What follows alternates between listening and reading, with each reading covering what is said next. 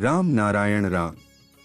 અમે જે કોઈ પણ કર્મ કરીએ છીએ અથવા જે કોઈ પણ ચિંતન કરીએ છીએ તેનું મૂળ આધાર રામ નારાયણ રામ જ છે। તેઓ દરેક જગ્યાએ દરેક કણમાં સામેલ છે। આ રામ સિવાય જગતમાં બીજું કંઈ નથી। અહીં માત્ર એક જ ધર્મ હોવો જોઈએ, જીવ ધર્મ। પૃથ્વી પર જે ધર્મ છે તે બધા માણસોએ બનાવેલા ધર્મ છે, જે સત્ય નથી। આપણને કુદરતના નિયમોને જ સ્વીકારવા જોઈએ। આપણે બધા ધર્મ લઈને જ જન્મે છીએ। જો આપણે ધર્મ લઈને જન્મ્યા છીએ તો પછી પૃથ્વીના બનાવટ ધર્મ પાછળ શા માટે દોડીએ છીએ અને કેમ આપણો સમય મેનમેડ ધર્મ પાછળ બગાડીએ છીએ?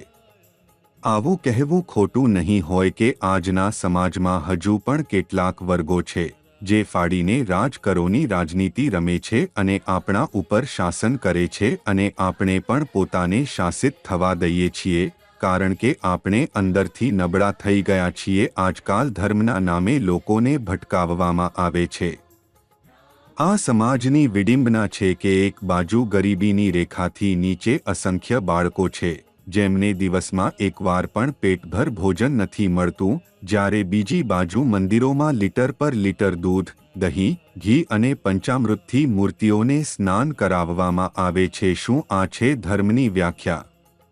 અમે બધા 5 તત્વોથી બનેલા છીએ। આપણા બધા પાસે સમાન દિલ અને દિમાગ છે, પણ એ આપણું નક્કી કરે છે કે આપણે દિલ અને દિમાગમાં સકારાત્મકતા રાખીએ છીએ કે નકારાત્મકતા। આપણે એકબીજાનું ભલું ઈચ્છીએ છીએ કે દુઃખ આપવાનું। જ્યારે કોઈ માણસ લાલચમાં આવી જાય છે ત્યારે તે આ નથી જોતો કે સામેવાળાને કેટલી પીડા થાય છે। પોતાના સ્વાર્થ માટે કદી કોઈનું દિલ દુખાવવું નહીં જોઈએ અને કોઈનો વિશ્વાસ તોડવો પણ નહીં જોઈએ। આપણી પૃથ્વી જપતની ધરતી છે। વિશ્વાસ અમારી તાકાત છે, ધૈર્ય અમારું અનુશાસન છે અને પ્રેમ અમારું આત્મવિશ્વાસ છે। આ જ વસ્તુઓને દિલમાં લઈને આગળ વધતા રહો તો મંજિલ આપમેળે મળશે। એકબીજાને નાની બતાવવાની કોઈ જરૂર નથી। કુદરતથી આપણને એટલું બધું મળ્યું છે કે તે જીવનને ધન્ય બનાવી શકે છે।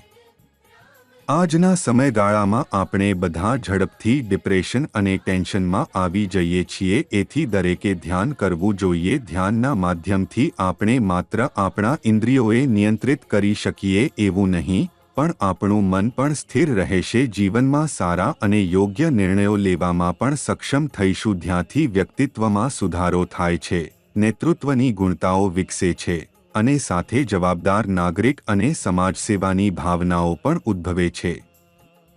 જેમ કે તમે બધાને ખબર છે કે આ પૃથ્વી પર લગભગ 800 કરોડની વસ્તી છે અને આપણે મેનમેડ ધર્મ બનાવીને ખોટા રસ્તે જઈ રહ્યા છીએ। આપણને એ ઓળખવું પડશે જે લોકો મેનમેડ ધર્મને આધાર બનાવીને લોકોને ભટકાવે છે અને છેતરે છે, તેમને કડક શિષ્ટદંડ આપવો જોઈએ અને સમાજના સામે લાવવો જોઈએ। આ કામ એક વ્યક્તિ માટે નથી અને કોઈ એક માણસ આ કામ કરી શકતો નથી। આપણે બધાએ મળીને આ કાર્ય કરવા માટે સમાજને પ્રેરિત કરવો પડશે।